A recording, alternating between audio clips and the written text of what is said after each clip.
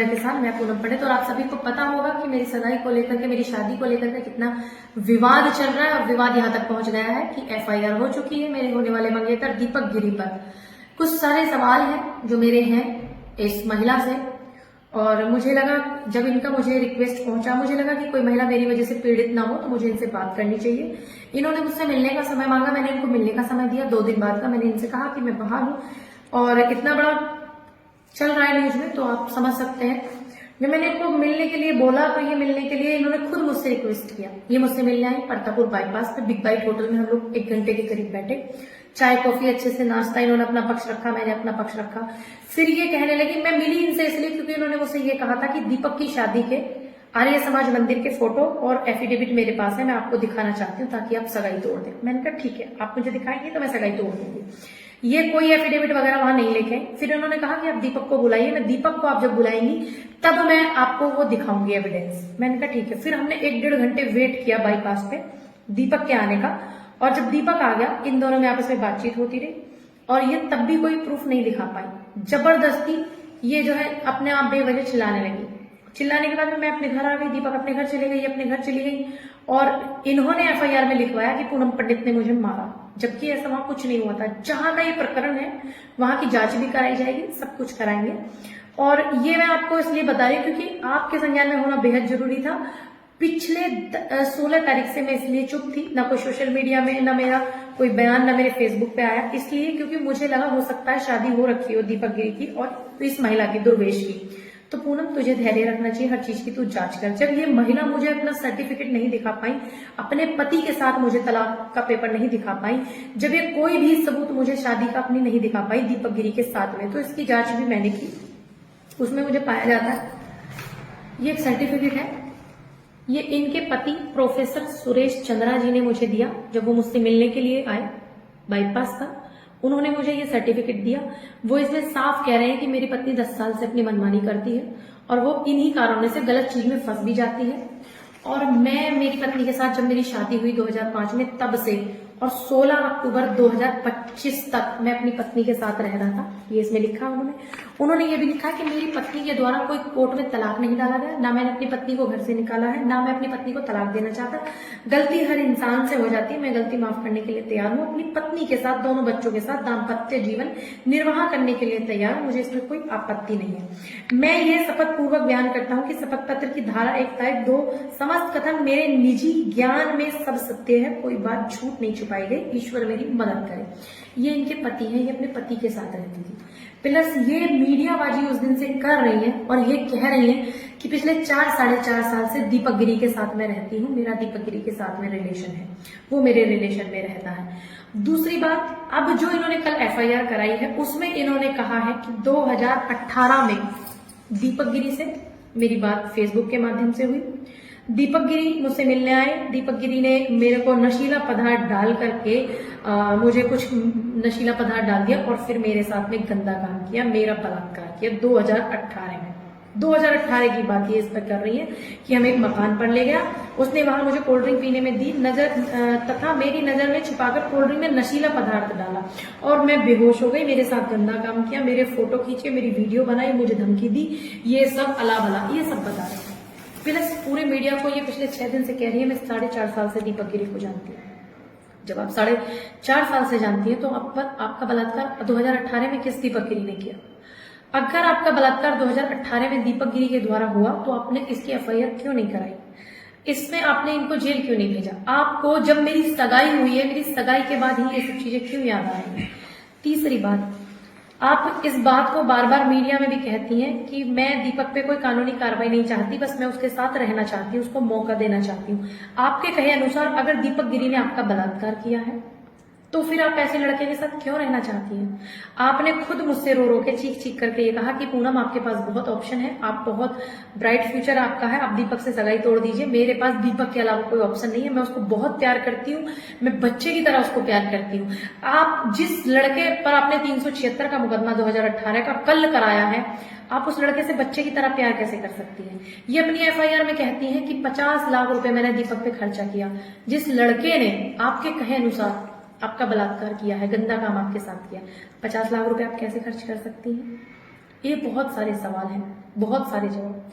पिछले 8 दिन से 16 तारीख से अब तक मुझे मेरी सगाई तोड़ने का दीपक के साथ में प्रेशर बनाया जा रहा था। दीपक के ऊपर भी प्रेशर बनाया जा रहा था कि 2027 के बाद शादी कर लेना पूनम पंडित से, 2027 के बाद शादी कर लेना, चुनाव है, चुनाव है। चुनाव से मैं ये नहीं समझ पा रही हूं कि चुनाव से मेरी शादी का क्या लेना देना। और ये महिला मुझसे कहती है कि मैंने आर्य समाज मंदिर में दीपक गिरी के साथ शादी किया है। तो मैंने इनसे कहा आप सर्टिफिकेट दिखाइए, मैं खुद आपके साथ खड़ी हूं, आप एक महिला हैं, मैं आपके साथ गलत नहीं होने दूंगी। ये मुझे सर्टिफिकेट नहीं दिखा पाई, तो कल इन्होंने FIR कराई झूठी। ये महिला कहती है जब आर्य समाज मंदिर में इनकी शादी हुई तो इनके पति से इनका तलाक हुआ होगा। हिंदू मैरिज एक्ट कहता है कि जब तक आपका पहले पति के साथ में तलाक नहीं हो जाता आप दूसरी शादी नहीं कर सकते हैं। अगर आपने दूसरी शादी की है तो फिर आपका बलात्कार किसने किया? आपके पति ने। दीपक गिरी आपके पति हो गए ना आपके कहे अनुसार। बहुत सारा इसमें झोल है। माननीय कोर्ट न्यायालय में हम कुछ फोटोज वीडियोज पेश भी करेंगे। और आज तक आपसे एक बात को हमेशा छुपाते हैं, सुरेश चंद्रा से इनकी शादी हुई थी ना, वो लव मैरिज थी। ये इनकी और सुरेश चंद्रा की शादी के फोटो हैं जिनको ये छुपा रही थी।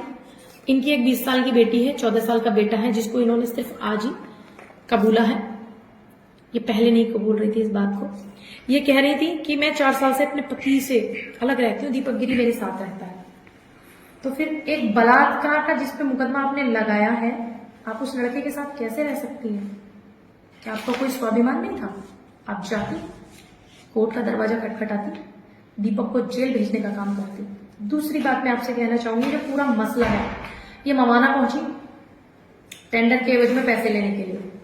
इनको वहां पैसे नहीं मिले, ये चीखने चिल्लाने लगी। इनके पति आए, इनके पति 2 घंटे इनके साथ दीपक के घर फैमिली में बैठे।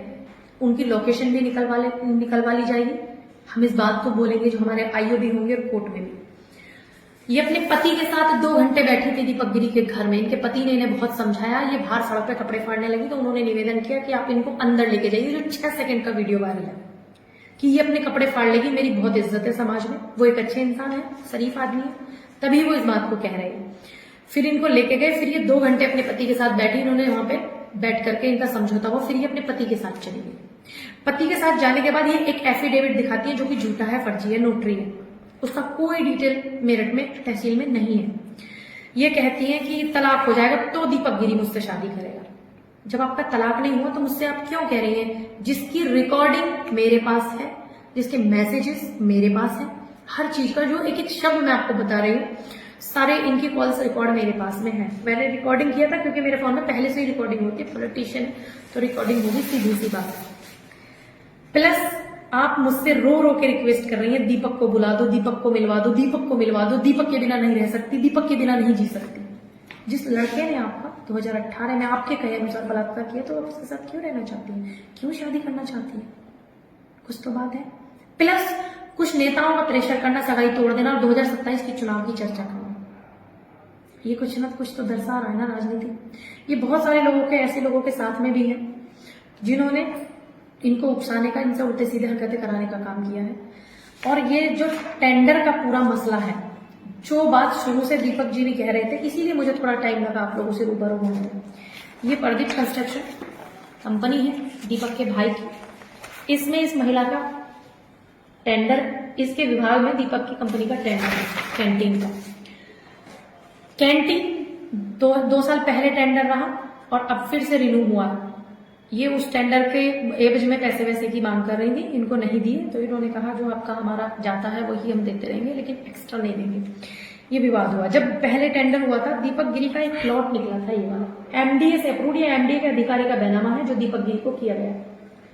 दीपक गिरी जिस मकान में ये 16 अक्टूबर 2025 को आई है, जिस दिन ये विवाद हुआ है मवाना में, उस मकान को ये इस प्लॉट के बदले में दीपक गिरी को देना चाहती थी। इन्होंने ये प्लॉट लिया, इन्होंने इसका बैनामा करा लिया। दीपक गिरी उस मकान में रहते थे इसलिए कि ये मकान मेरे नाम पे आएगा, बैनामा मेरे नाम होगा। लेकिन ये महिला वहां नहीं रहती थी दूर दूर तक। इनके घर की जांच हो, इनके आस पड़ोस की जांच हो, ये अपने पति के साथ रहती थी, झूठ बोलती है। दूसरी बात, एक तरफ कहती है मेरे पे बलात्कार किया, एक तरफ कहती है मेरे साथ रहता था, मैं प्यार करती हूँ, एक तरफ कहती है कि ये इनसे मेरी शादी हो गई है और ये मेरे पति हैं आर्य समाज में, जो कि मेरे पास इससे सबूत है, मेरे पास इनकी रिकॉर्डिंग्स, कॉल डिटेल्स सारी है। और ये बैनामा इन्होंने नहीं किया, इस बैनामे के बदले में इन्होंने मकान का बैनामा नहीं किया कंगना रनौत। एक ये भी इसमें मसला है। प्लस मैंने इनकी बात सुनी कि एक महिला है परेशान ना हो, तो इन्होंने मुझ पे भी आरोप लगाया कि पूनम जी ने मुझे मारपीट किया। अगर मैंने मारपीट किया तो ये 10 मिनट बाद मुझसे रो रो के चीख चीख के क्यों कह रही थी पूनम जी एक बार मिल लो, दीपक को मैं छोड़ना नहीं चाहती।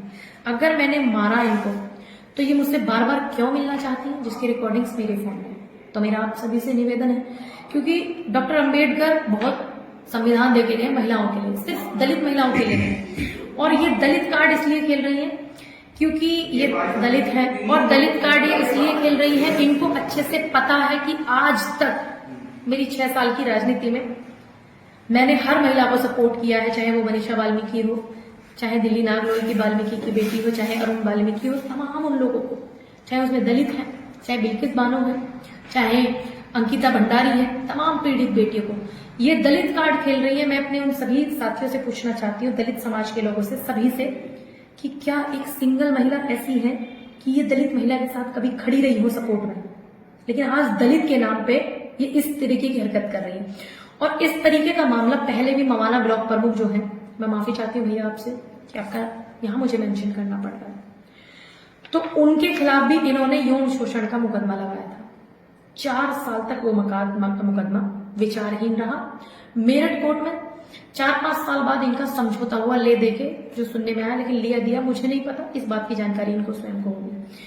अगर आपका जब 4-5 साल पहले यौन शोषण हुआ तो फिर आपने उसमें फैसला क्यों किया? इन्होंने उस भाई पे गुजर थे वो, उन पे भी इन्होंने मुकदमा लगाया, फिर इन्होंने यही फैसला कर लिया अपना। और आज भी दीपक गिरी पे 2018 का ये बता रही है। 18 से आप कहां थी मान्यवर? अगर आप मेरे बताते हुए, बात करते हुए शुरू में बोलती कि पूनम जी मेरा बलात्कार हुआ इस व्यक्ति द्वारा, तो भी मैं आपके साथ खड़ी रहती। मैं कल तक आपके साथ खड़ी थी। मुझे लगा कुछ तो होगा, मुझे हेल्प करनी चाहिए, क्योंकि ये मेरी शादी का मामला है, मेरे पूरे जीवन का मामला है, राजनीति से अलग ये मामला है। तो इन्होंने मुझसे बहुत सारी बातें भी छुपाई, सभी सबूत मेरे पास है, सभी इनके audio calls, recording, video, message, सब कुछ है।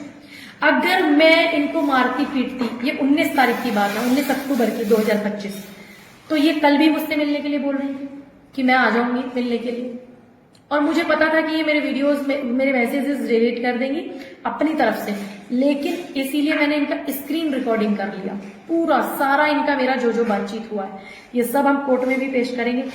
और मैं बता दूं, मेरे विवाह को दीपक गिरी से तोड़ने के लिए बहुत ज्यादा राजनीतिक कुछ लोगों ने साजिश की है, ताकि मैं मेरठ की दुल्हन ना बन पाऊं और दीपक गिरी से शादी न कर पाऊं, क्योंकि मैं कांग्रेस की एक कार्यकर्ता भी हूं, मैं चुनाव भी लड़ी हूं, और मेरी पार्टी, मेरी विचारधारा कांग्रेस है, और वहीं दीपक की समाजवादी। तो लोगों ने बड़ा अच्छा पॉजिटिव चलाया, कहीं ये गठबंधन का कोई संकेत तो नहीं, ये नहीं वो नहीं। इसीलिए मेरी शादी तोड़वाने के लिए कुछ नेता, जिनकी रिकॉर्डिंग मेरे फोन में है, जब वो फोन कर करके दीपक को बोल रहे थे कि शादी तोड़ दे पूनम से, शादी तोड़ दे, ये कर रहे थे 27 के चुनाव के बाद शादी करना, सब रिकॉर्डिंग्स, सब डिटेल्स है। और वो होशियारी इतनी दिखा रहे थे, मुझे व्हाट्सएप पे कॉल कर, दीपक जी को भी व्हाट्सएप पे कॉल करते थे, और मुझे भी। मैंने सारे कॉल अपने दूसरे फोन में रिकॉर्ड किए, क्योंकि मुझे भी थोड़ा समझ आ रहा था कि ये क्या चल रहा है। मेरा विवाह संस्कार मेरे परिवार ने, मेरे समाज ने जोड़ा है। मैं हिंदू धर्म से, सनातन धर्म से आती हूँ, ब्राह्मण समाज से आती हूँ। मेरा विवाह संस्कार दीपक गिरी जी के साथ हो चुका है। जिस डेट में मेरे परिवार ने, मेरे घर के लोगों ने, मेरे समाज ने मेरी शादी दीपक गिरी के साथ तय की है, उसी डेट को मेरी और दीपक गिरी की शादी होगी। मैं अपनी शादी नहीं तोड़ूंगी, क्योंकि मुझे अच्छे से समझ आ गया है कि ये पूरा मसला राजनीति को खराब करने के लिए मेरी और दीपक जी के किया गया है, और इस रिश्ते को मैं हमेशा निभाऊंगी। और आप लोगों से निवेदन करती हूँ कि हम कोर्ट में सब चीज लगाएंगे, आप भरोसा रखिए, मैंने हमेशा आपके भरोसे पर मैं कायम उतरी हूँ। सबसे अच्छी बात तो यह है कि सभी पार्टी के लोग, सभी नेता, सभी मेरे फ्रेंड्स, मेरे रिश्तेदार, सभी मुझे बहुत सपोर्ट कर रहे हैं, क्योंकि सबको समझ आ रहा है कि ये महिला क्या कर रही है। 20 साल की बेटी है इनकी, मैंने इनसे बोला कि 20 साल की बेटी, आप उसका भी ख्याल रखिएगा, हम बैठ के बात करेंगे, आप मुझे सबूत दीजिएगा, मैं सगाई तोड़ दूंगी। ये रो रो के कह रही है कि पूनम तुम सगाई तोड़ दो, तुम्हें और लड़के मिल जाएंगे। तुम उस लड़के के साथ क्यों रहना चाहती हो जिसपे तुमने 2018 का बलात्कार का मुकदमा लगाया? यही बात मैं आपसे करना चाहती थी। तब तक के लिए मैं आपसे निवेदन करती हूँ कि आप मुझ पर अपना भरोसा बना करके रखिएगा। मैं सभी बात आपके साथ साझा करती रहूंगी। जय हिंद, जय भारत, जय जवान, जय किसान। एक बात और बोलूंगी आपको, जो मैं हमेशा से बोलती आई कि परिस्थिति कुछ भी हो, मैं सच के साथ खड़ा रहना जानती हूं और अड़िग हूं सच के साथ, आज भी हमेशा रहूंगी। जय हिंद।